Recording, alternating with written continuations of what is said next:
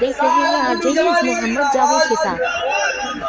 KD Gautam जिंदाबाद, KD Gautam जिंदाबाद, सालंगुडी जवानी जिंदाबाद, सालंगुडी जवानी जिंदाबाद, बहन कुमारी मायावती की सालम, बहन कुमारी मायावती की सालम, कांग्रेस वाले जिंदाबाद, सालंगुडी जवानी जिंदाबाद, बहन कुमारी मायावती की सालम, सालंगुडी जवानी जिंदाबाद, केडी गौतम जिंदाबाद, केडी गौतम जिंदाबाद, सालंगुडी जवानी जिंदाबाद, सालंगुडी जवानी कांग्रेस के साथ, बहन कुमारी मायावती की सालम, बहन कुमारी मायावती की सालंगुडी जवानी, बहन कुमारी मायावती की जिंदाबाद।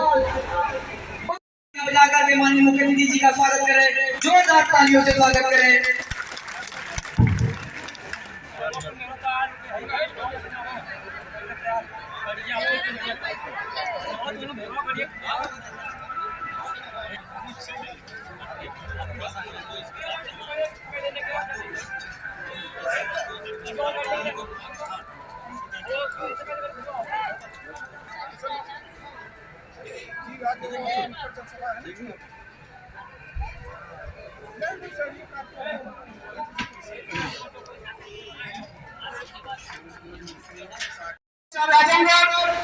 माननीय तहसीलदार जी बन रहे,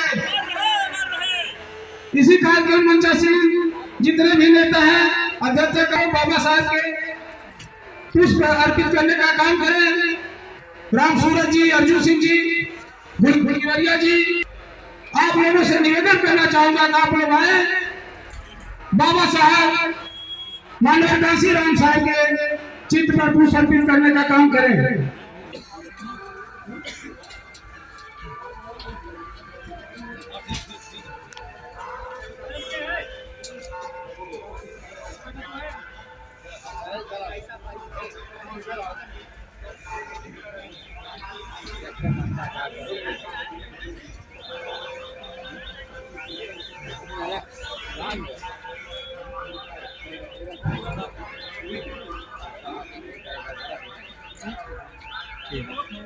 पहला का स्वागत करने का काम करें कमलेश निषाद जी, और हमारे यहाँ इसी कड़ी में चाहेंगे हाजी जी आप आए, माननीय मुख्यमंत्री जी हाफिज जी साहब जी, और मैं इसी कड़ी चाहूंगा मोमिन अहमद जी आप भी आए, माननीय मुख्यमंत्री जी का माला पहनाकर स्वागत करें, और भाई निषाद जी की धर्मपत्नी जी आप भी आए, माननीय मुख्यमंत्री जी, और अध्यक्षता करें श्रीमती रेड्डी जी गौतम जी का, अध्यक्षता करें श्रीमती रेड्डी गौतम जी का माला पहनाकर जोरदार स्वागत करने का काम करें। आज के इस सभा के मेहमान खुसूसी इज्जत महावाली जनाब शाह आलम साहब गुड्डू जमाली साहब, तो यहाँ डाइस पर तशरीफ फरमा प्रत्याशी कमलेश निषाद जी अध्यक्षता कर रहे, पूर्व ताज चरमैली वाला सजा दीजिए, भाई कमलेश लाए हयात निशान, ताज चरमैली वाला सजा दीजिए, भाई कमलेश लाए, और भाई कमलेश जी के सम्मान में राजा सुल्तानपुर है मैदान में, भाई कमलेश जी के सम्मान में राजा सुल्तानपुर है मैदान में, शाह लंबिया है सम्मान में, शिकवे गिले भूल कर दोस्त को सारे शिकवे गिले भूल कर दोस्त को चुन कमलेश जी को जिता दीजिए भाई कमलेश लाए हैं आतिल शाह ताज चरमनी वाला सजा दीजिए भाई कमलेश लाए। और चाहे मान्यवर काशी राम जी को अपनी श्रद्धांजलि अर्पित करता हूँ।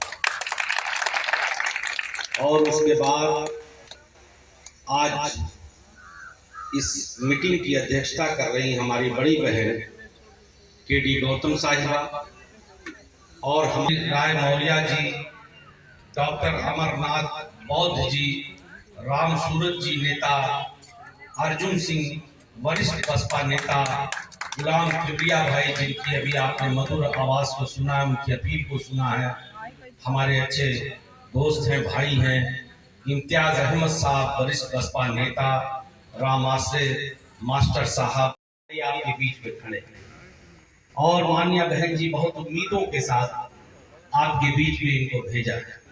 और अभी मैं इनकी बातें सुन रहा था, मुझे यकीन है कि जिस जज्बात और जिस दिल से ये बात कह रहे थे, यकीनन आप इन्हें दुआएं दें, इंशाअल्लाह अल्लाह ने चाहा तो आपको मायूसी नहीं होगी। वैसे भी ये सरजमीन बड़ी जरखेज है, यहाँ का अपना भी एक इतिहास रहा है और मान्या बहन जी की ये कर्मभूमि भी रही है।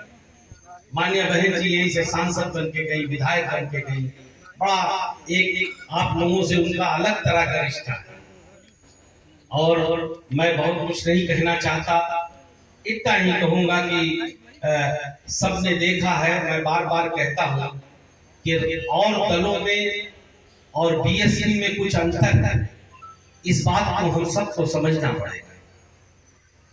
दूसरे जो दल है, चाहे वो बीजेपी हो, चाहे समाजवादी हो, चाहे और भी हो, कांग्रेस हो, ये सब शुद्ध रूप से राजनीतिक दल है, मगर बहुजन समाज पार्टी पहले एक मिशन है, उसके बाद एक राजनीतिक दल है। यही हकीकत है कि अगर खाली सत्ता का लोभ होता या ये लालच होती कि किसी तरह सत्ता कब्जा करो, धन कमाओ, बल कमाओ, ताकत इकट्ठा करो, तो मान्यवर साहब पहले ही दिन एक पार्टी की स्थापना कर देते, उसकी बुनियाद रखते। सताया जाता है, आर्थिक आधार पे सताया जाता है, अगड़े पिछड़े के आधार पे सताया जाता है, धर्म और जाति के नाम पे सताया जाता है।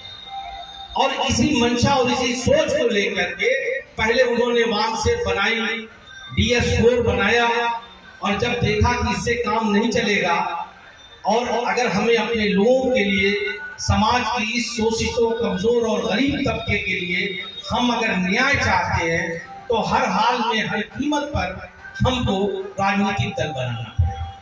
तब जाके बहुजन समाज पार्टी का जन्म, और सिर्फ इस मंशा से हुआ कि एक ऐसी सत्ता और सरकार बनाई जा सके जहां पे एक सामाजिक न्याय की व्यवस्था हो, समता मूलक समाज।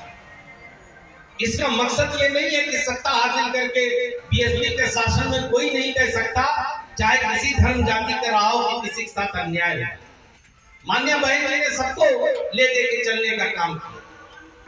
इसलिए मेरे भाइयों, मैं आप लोगों से कहने के लिए आया हूं आज से कि हम सबको ये समझना है कि ये बहुजन समाज पार्टी समाज के उन कमजोर गरीबों का घर है, ये उनका प्लेटफॉर्म है जिनको सामाजिक न्याय नहीं मिलता, चाहे कारण कोई हो, जातिगत हो, धार्मिक हो, आर्थिक हो, कोई भी, वो हर समाज का शोषित कमजोर आदमी का ये, मगर कुछ भला नहीं कर सकी। अगर भला कर देती तो आज ये हमारा दिन न हो।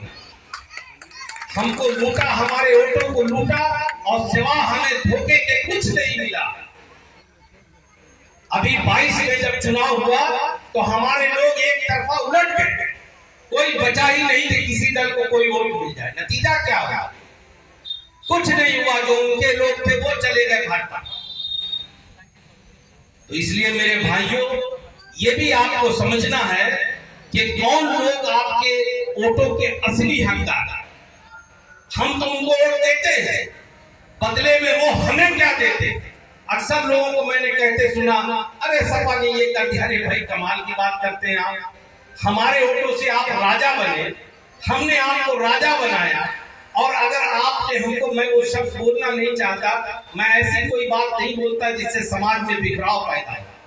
मैं लोगों को जोड़ने का काम करता हूँ, तोड़ने का पेशा मेरा नहीं है।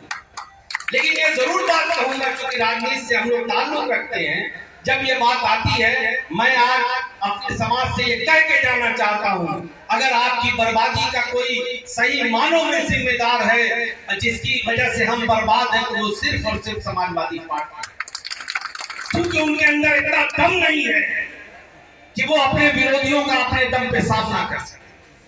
उनके पास वोट नहीं, लिहाजा वो हमारे समाज को सामने खड़े करके तरह तरह के केन कुछ भी करके हमारे हिंदू भाइयों से हमको लड़ाने का काम करते हैं। समाज में एक खाई पैदा करते, ऐसी ऐसी भाषा बोलते हैं कि जिससे पोलराइजेशन। ऐसा नहीं है कि ये कोई बीजेपी से भिन्न है। अगर बीजेपी वो काम कर रही है तो उनसे ज्यादा ये लोग वो कर रहे हैं, और नतीजा ये होता है कि पोलराइजेशन। और जब पोलराइजेशन होता है तो एक खास पार्टी को फायदा है। आज अगर बीजेपी सत्ता में है और ताकत से है, तो उसकी वाही जिम्मेदार समाजवादी पार्टी है और कोई नहीं। ये लोग घूम घूम के पीएसपी पे कहते हैं। सवाल ये कि आपके पास है, आपके पास मात्र 8% पूरे प्रदेश में वोट है, जिसमें से आधे लोग आपके खुद दूसरे दलों को बीजेपी। सब समाज के लोगों से अनुरोध करती हूँ, प्रार्थना करती हूँ कि अपने इस भाई को, अपने इस बेटे को आप लोग राजे सुल्तानपुर का चेयरमैन बनाएं। अगर ये आपकी बात नहीं सुनते हैं तो मैं आपके साथ खड़ी हूँ, कंधे से कंधा मिला के चल के आप लोगों की हर दुख दर्द में मैं हारने के बाद भी मैं आप लोगों के बीच में हूँ। और अगर आप मुझे मौका दे देंगे तो फिर कहने की कोई बात ही नहीं है। तो मैं तो हमेशा इन्हीं शब्दों के साथ पुनः आप इनको राजे सुल्तानपुर का चेयरमैन बनाएं। हम आपके साथ हैं, आपके सुख दुख में, आपके विकास के लिए जो भी निवेदन करता हूँ कि आप लोग वहाँ भी पहुँचने का। अम्बेडकर नगर के राजे सुल्तानपुर नगर पंचायत में मैं जनता से अपील करना चाहता हूँ, निवेदन करना चाहता हूँ कि ये हमारे अच्छे प्रत्याशी हैं, कर्मठ प्रत्याशी हैं, और इनको जिताए। उनको किसी भी प्रकार से कोई पछतावा या मायूसी नहीं होगी। ये उनके हर वक्त खड़े रहेंगे। उनके क्या कोई नई सौगात भी आने वाली है राजे सुल्तानपुर में? अब इनको जिताइए, बिल्कुल आएगी, जो भी संभव होगा सब आएगी, और ये कर्मठ आदमी काम सर, हर पार्टियां यही चीज चुनाव में दावा करती हैं। अरे भाई ऐसा है कि वो ये बात तो आप भी जानते हैं, मैं भी जानता हूँ कि जो आप सवाल कर रहे हैं कि हर पार्टियां कहती है, लेकिन मैं आपको ये यकीन दिला रहा हूँ कि है हमारा प्रत्याशी जो है ये ऑनेस्ट आदमी है और मेहनती है, कर्मठ आदमी है। इसको आप लोग जिताइए, मायूसी नहीं होगी।